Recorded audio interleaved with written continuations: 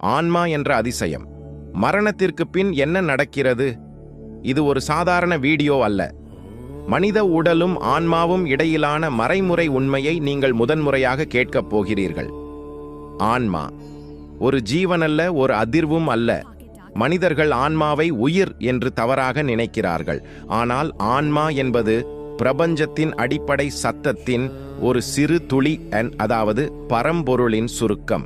வெளியில் நாம் சூரியன் பார்க்கிறோம், ஆனால் ஒவ்வொரு ஆன்மாவும் அந்த சூரியனின் ஒரு ஒளிக்கதிர். அதனால்தான் வேதங்கள் சொல்கின்றன, அயமாத்மா பிரஹ்ம. மண்டூக்ய உபனிஷத், உள்ளிருக்கும் ஆன்மாவே பிரம்மன்.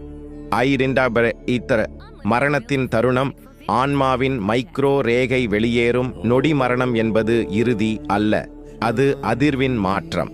உடலின் கடைசி சுவாசத்துடன் சூட்சும அலைகள் உடலை விட்டு மேல் நோக்கி பாய்கின்றன.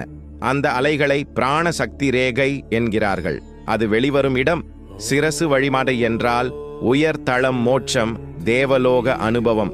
நாசி அல்லது வாய் வழிநாடு என்றால் மனித பிறவி. அதோவாயு அடித்தளம் வழி என்றால் கீழ் யோனிகள். இது கர்ம ரேகை யால் துல்லியமாக நிர்ணயிக்கப்படுகிறது.